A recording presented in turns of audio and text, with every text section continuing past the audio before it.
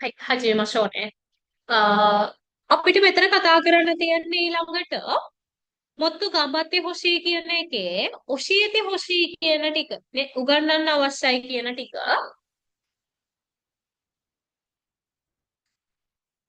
මෙතන අපි 60 වෙනි එකට යමු කෙලින්ම. මෙතන තියෙනවා ගරණායිද කියලා එකක්. ඔයාලට මතකද ගරිමස් කියලා එක්කෙනෙක් ගැන කතා කරා? කතා කරලා තියෙනවද? ටයිරස් කියලා එක්කෙනෙක් කතා කරාද? ටයිරස්. ටයිරස්. අවශ්‍යයි. ඔව් කරන්න අවශ්‍යයිනේ. සාමාන්‍යයෙන් අපි තයිරස් කතා කරන්නේ Tamanට දෙයක් කරන්න අවශ්‍යයි කියන. වෙන කෙනෙක්ට දෙයක් කරන්න අවශ්‍යයි නම් අපි පාවිච්චි කරනවා verb එකේ must කොටස අයින් කරලා තගත්තීමස් කියලා කතා කරනවා. තගත්තීමස් කියලා කියන්නේ වෙන කෙනෙක්ට කරන්න අවශ්‍යයි කියන එක. ඊට පස්සේ තගරිමස් කියලා කෙනෙක් කතා කරනවා ගොඩක් පුද්ගලයින්ට කරන්න අවශ්‍ය දෙයක් කියන්න. දැන් උදාහරණයක් විදිහට ශිෂ්‍යයින්ට ඉගෙන ගන්න අවශ්‍යයි කියමු. එතකොට අපිට පුළුවන් ඉගෙන ගන්නවා කියන ක්‍රියාවේ මස් කොට සයින් කරලා ගරිමස් කියලා දාන්න. කරන්න අවශ්‍යයි කියන තේරුම තමයි මේ හැමතැනම තියෙන්නේ. එතකොට මෙතන මේ ගරු ගත්තේ කියලා ඉගෙන ගන්නේ අන්න එයාව. කරන්න අවශ්‍යයි කියන තේරුම. කරන්න හිතාගෙන ඉන්නවා. කොවා කරණයිද? එතකොට ඒක නෙගටිව් වුණාම ගරණයිද කියලා කියන්නේ එහෙම නොකරන්න හිතාගෙන ඉන්නවා. ඒ කියන්නේ එහෙම කරන්න අවශ්‍යතාවයක් නැහැ කියන එක. ඔයාලට මෙතන හැදෙන විදිහ දීලා තියෙනවා. මං හිතන්නේ මේක කලින් ඉගෙනගෙන නැත්තම් චුට්ටක් අමාරු වෙයි. ගරු ගත්ති තියෙනවා. තයිරස් එකේ නම් ඉයන් අයින් කරලා තගරණයිද කියලා තියෙනවා. ඒ කියන්නේ කරන්න අවශ්‍ය නැහැ කියලා තියෙනවා.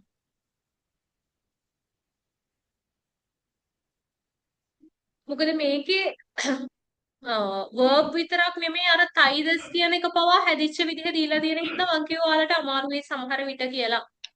නෝමලි තේරුම ගන්න ගරණයිද කියලා කියන්නේ මොනවා හරි දෙයක් කරන්න හිතාගෙන ඉන්නේ නැහැ කියන එක. අවශ්‍යව තියෙන්නේ නැහැ කියන එක තමයි තේරුම. ගරණයිද කිව්ව. බලන්න පළවෙනි උදාහරණය කොවා ගරණයිද කුදසයි. බයයි කියලා හිතන්න එපා කියලා කියන්නේ. බයයි කියලා හිතන්න එපා. කොවා ගරණයිද කුදසයි. කොවයි කියන්නේ බයයිනේ. කොවා ගරණයිද කුදසයි කියලා කියන්නේ ඉයන්න අයින් කරලා තියෙනවා.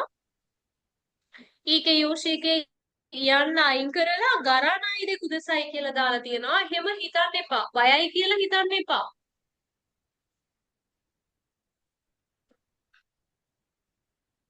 ඊළඟ එකෙත් එහෙමයි. හසුකෂී කියන්නේ අපි ලැජ්ජයි කියන එකනේ. ඒකේ ඊ අකුර අයින් කරලා ගරණයිද කියලා දාලා තියෙනවා. හසුකෂි ගරණයිද මයේනි දෙතෙකිත්තේ කුදසයි. ලැජ්ජයි කියලා හිතන්නේ නැතුව ඉස්සරහට එන්න කියලා දාලා තියෙනවා.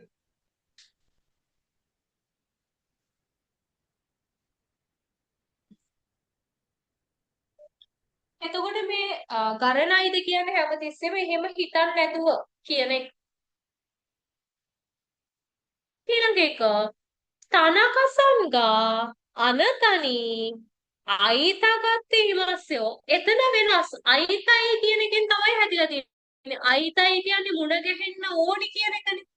ඉයන්න අයින් කරලා ගත්තේ හිමස් කියලා දැම්මොත් එහෙම මුණ ගැහෙන්න ඕනි කියලා හිතන් ඉන්නවා.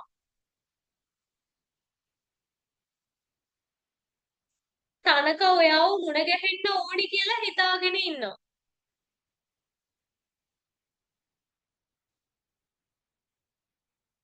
එතකොට ඔයාලා මතක තියාගන්න ඊකේ එකක නම් ඊ අකුර අයින් කරාම සාමාන්‍යයෙන් ගණනයිද කියලා එක මතක තියාගන්න එහෙම හිතන්න නැතුව එහෙම නොවි එහෙම හිතන්න නැතුව කියලා හදිස්සියවත් තයිරස් කියන එකක වුණොත් එහෙම තයිදස් කියන එකක ඉයන්න අයින් කරලා ආවොත් එහෙම ඉයන්න අයින් කරලා ගත්තේ ඉමස් කියලා ආවොත් එහෙම කරන්න ඕනි කියලා හිතන් ඉන්නවා. හිතනවා හිතන් නැතුව ඉන්නවා කියන එක තමයි ওই තේරුම් දෙක. හිතනවා නම් ගත්තේ කියලා එන්නේ, ගරු කියලා එන්නේ. හිතන් නැතුව නම් ගරණයි කියලා තමයි එන්නේ. ඒ දෙක චුට්ටක් මතක තියාගන්න. ගරු ගත්තේ කියලා තියනවා නම් හිතනවා. ගරණයිද කිව්වොත් එහෙම හිතන්නේ නැතුව කියලා තේරුමක් එන්නේ. ගරණයිනේ.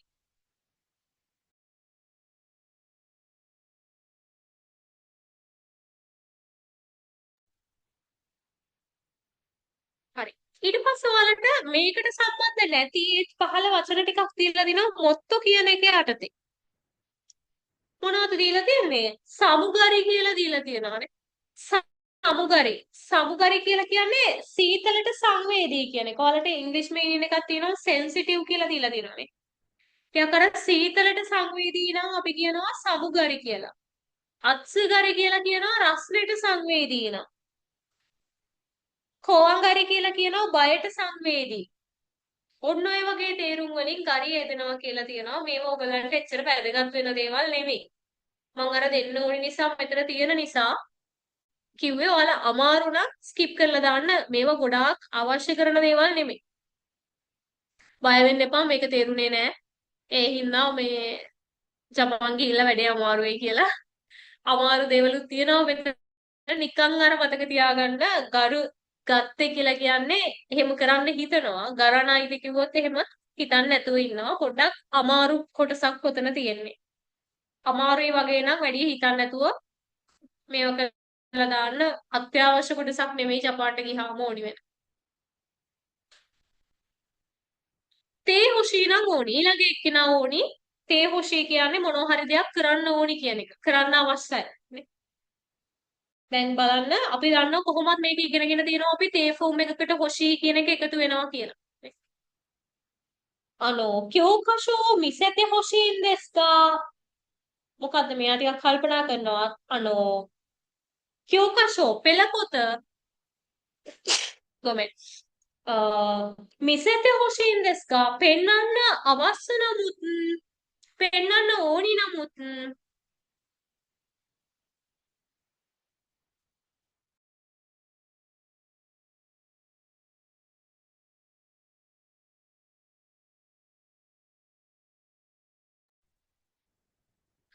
はい。ごめんね。あなたに教えてももらいたいことがあります. ඔයාට උගන්වලා දෙන්න අවශ්‍ය දෙයක්. නැත්නම් ඔයාගෙන් අහගන්න දෙයක් තියෙනවා කියලා කියන්නේ. 教えてもらいたいことが ඔයාගෙන් අහගන්න ඕන දෙයක් තියෙනවා.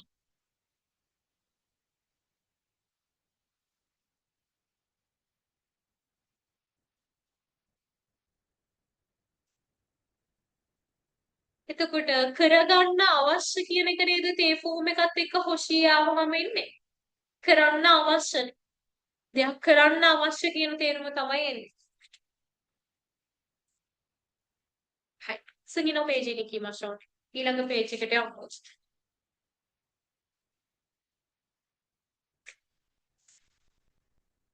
知っている ふりをする කියලා තියෙනවා.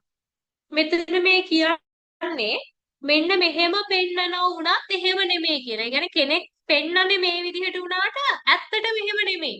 ඇත්ත ඒක නෙමෙයි කියන එක. මෙන්න මෙහෙමයි මෙයා පෙන්නන්නේ. දැන් උදාහරණයක් විදිහට මෙයා සල්ලි දිනනවා වගේ පෙන්නුවාට මෙයාට ඇත්තටම සල්ලි නැහැ. අන්න ඒ වගේ එකක්. මේ විදිහට පෙන්නනවා වුණත් ඇත්ත ඒක නෙමෙයි කියන එක. ඒකට තමයි ෆුරියුසුරු කියන එක පාවිච්චි කරන්නේ. දැන් ওই පළවෙනි උදාහරණේ බලන ඔයාලට තේරෙයි. 彼はそのことについて知っているふりをしているが、本当は知らないと思う. කියන්නේ ඔහු ඔය දේ ගැන දන්නවා වගේ දැනගෙන ඉන්නවා වගේ පෙන්නුවට පෙන්නන උනත් හොන්තෝ ඇත්ත ඇත්ත ඇත්තටම ගත්තහම ශිරානායතෝමෝ දන්නේ නැහැ කියලා හිතනවා. だって ඔහු ඔය දේ ගැන දන්නා වගේ පෙන්නනවා වුණත් පෙන්නමින් ඉන්න වුණත් ඇත්තටම දන්නේ නැහැ කියලා හිතනවා. ශිරානයි තෝමෝ.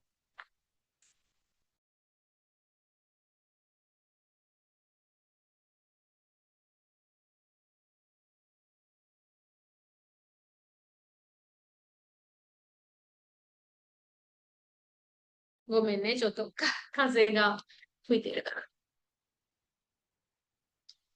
風吹いているからね。චුට්ටක් ඔයාලට තැනින් තැන චුට්ටක් කටහඬ මේ අප්සෙට් එකයි දන්නේ නැහැ මේ පොඩ්ඩක් අද පොඩක් එම්බිරිසාව ඇදිලා ඉන්න හින්දා තැනින් තැන ඇහුන්නේ නැත්තම් මට කියන්න පොඩක් කටහඬ වෙනස් වෙලා තියෙන්නේ හරිද මෙතන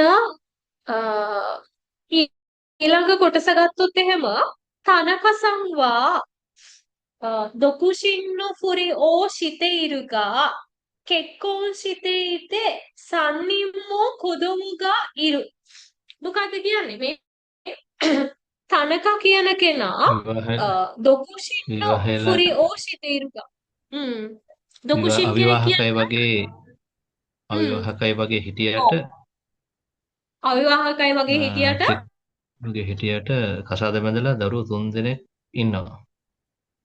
ඉන්නවනේ අන්න ඒක තමයි තේරුම හ්ම්. තනකසන් නිකන් බැන්දේ නැහැ තනිකඩයි වගේ පෙන්නුවට විවාහ වෙලා ළමයි 3 දෙනෙකුත් ඉන්නවා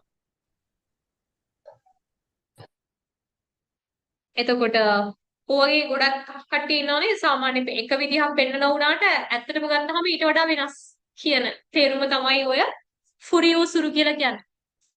අත්තම ස්වරූපය මේක වුණත් මේ විදිහට පෙන්නන වුණත් ඇත්ත ඒක නෙමෙයි මෙන්න මේකයි ඇත්ත. ඕකට තමයි පාවිච්චි කරන්නේ ෆුරියෝසුරු කියලා ජපන්නයි. මෙතන හොඳට බැලුවොත් එහෙම verb එකේ නම් plain form එකකට තමයි එකතු වෙලා තියෙන්නේ මේ ෆුරියෝ ශිතීරු කියන එක. නාමපදයක නම් නාමපදයට නෝ එකතු වෙලා තියෙනවා. ඕක තමයි වෙලා තියෙන්නේ.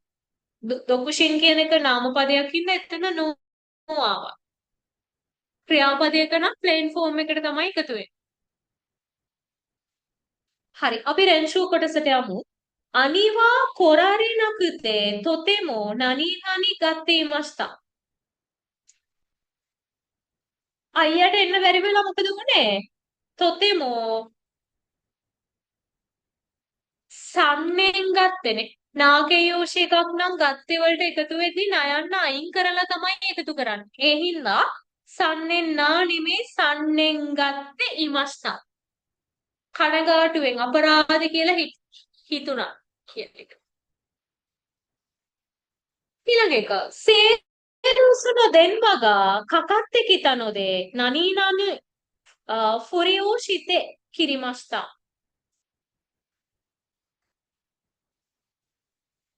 මොකද්ද මේ කියන්නේ සේල්ස් වලට කෝල් එකක් ආපු නිසා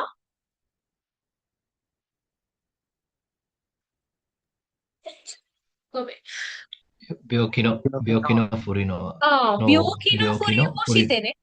අසනීපයි වගේ නිකන් පෙන්නලා කිරිමස්තලු. ඒක කට් කරලා දැම්මත්.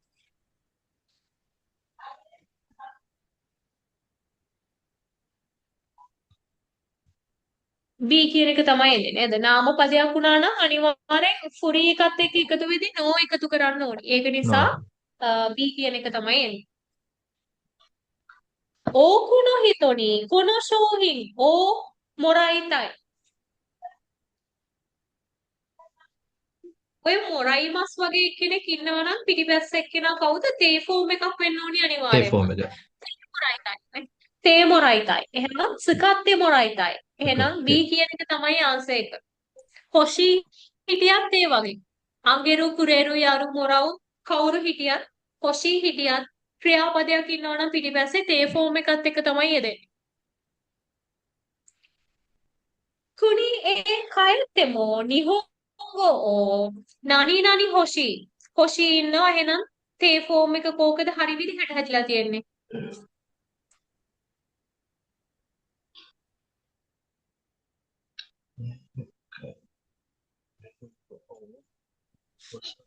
වසුරේ මස්ගේ මොකක්ද හරි විදිහට තේ ෆෝම් එක 忘れないで。忘れないでね。忘れないでほしい。ඒ කියන එක තමයි එන්නේ.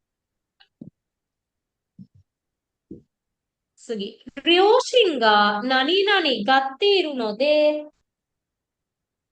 春休みに国へ帰ります。両親がගත්තේ 寂 එකත් し එක්ක い。ඊට කොහොමද? Happy. කැපෙනවා. ඊ කියන්න කැපෙනවා. අයින් වෙන්න 寂 ඕනේ. しい。එතකොට ඒ කියන එකනේ. 寂しがっはい。ているので කියන්න අයින් කළානේ. 寂しがっているので春休みに国へ帰ります.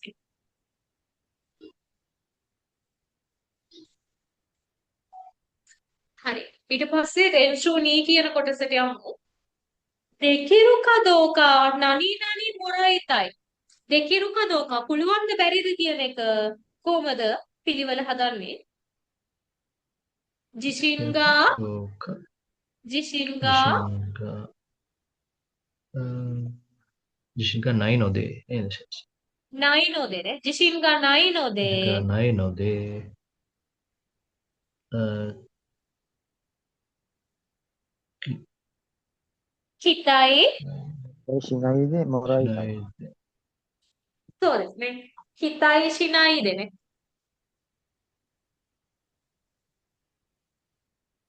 期待しないで、もらいたい。もらいたい. ඒ කියන්නේ期待しないでකියලා කියන්නේ ඔයා බලාපොරොත්තු තියාගන්නවට මම කැමති නෑ කියන එක.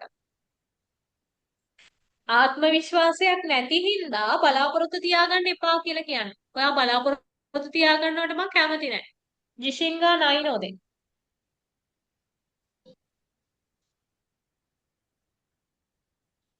ごめんね。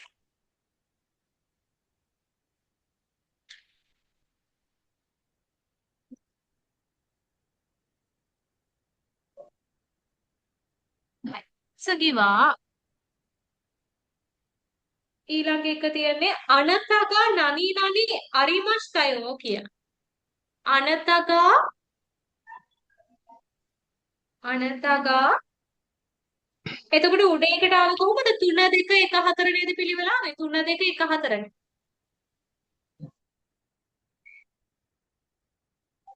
はい。මේක はい。 කොහොමද はい、じゃ හදන්නේ? あ。あなたが、あなたが、あなた何が会いたがっている、会いたがっている会いたがっている人から人から連絡ありましたよ。 連絡がありましたよね. ඔයාව හම්බ වෙන්න උනි කියපු අයගෙන් දැනුම් දීමක් තිබ්බා කියලා කියන්න. දැනුම් දීමක් තිබුණා. එහෙනම් 2 1 4 3නේ. 2 1 4 3නේ.